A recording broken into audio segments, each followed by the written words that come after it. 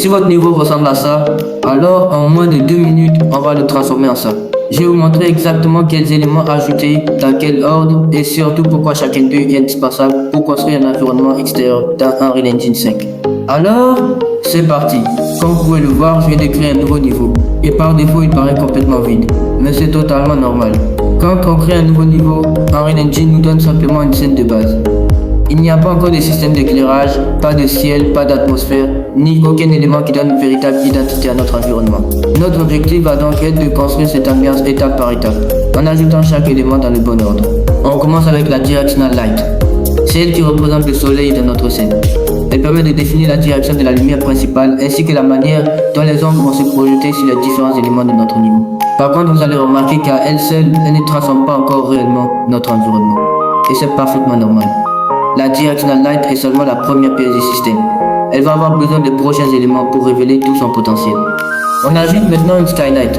Son rôle est de récupérer la lumière provenant de l'environnement et de la redistribuer dans la scène. Elle permet notamment d'éviter d'avoir des zones complètement noires et apporte un éclairage beaucoup plus équilibré. Notre éclairage commence donc à devenir plus naturel, mais il manque encore un élément essentiel, le ciel et l'atmosphère de notre monde.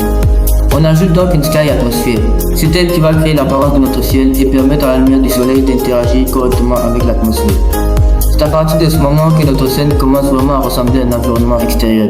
Mais l'environnement ne se résume pas seulement à son éclairage. Il faut aussi pouvoir le remplir avec des personnages, des objets ou encore des éléments de décor. Et c'est justement là que Triple peut vous faire gagner énormément de temps. Avec cet outil, vous pouvez générer rapidement des modèles 3D à partir d'une simple image ou d'une description.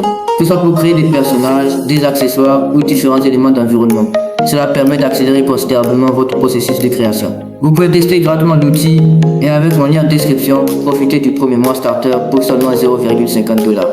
Le lien est juste en description. Mais avant de commencer à importer des personnages ou des décors, autant terminer notre environnement. Il lui manque encore un élément essentiel pour gagner en profondeur, l'Exponential Height Fog. Cet effet ajoute un brouillard basé sur la hauteur et la distance. Il permet de mieux séparer les différents plans de la scène, d'adoucir l'horizon et surtout de donner beaucoup plus de profondeur à notre environnement. C'est un élément assez simple à ajouter, mais qui change énormément le rendu final. Il nous manque maintenant le dernier élément pour compléter notre ciel, les Volumetric Clouds. Ils permettent d'ajouter de véritables nuages en volume qui réagissent naturellement à la lumière du soleil. Grâce à eux, notre ciel gagne en relief et notre environnement paraît beaucoup plus vivant. Et voilà le résultat. Avec seulement quelques éléments intégrés directement dans Unreal Engine 5, on est passé des nouveaux niveaux vides à un environnement extérieur prêt à accueillir votre jeu. Bien sûr, vous pouvez ensuite personnaliser chaque élément, modifier la position du soleil, les couleurs du ciel, la densité du brouillard ou encore l'apparence des nuages pour créer votre propre ambiance. Merci d'avoir regardé cette vidéo. Si elle vous a aidé, pensez à laisser un like, à vous abonner et dites-moi en commentaire ce que vous aimeriez voir dans la prochaine tutoriel Unreal Engine 5. Je prends toujours plaisir à lire vos retours et à répondre à vos questions. C'était Icoders et à très bientôt pour un nouveau tutoriel Unreal Engine 5.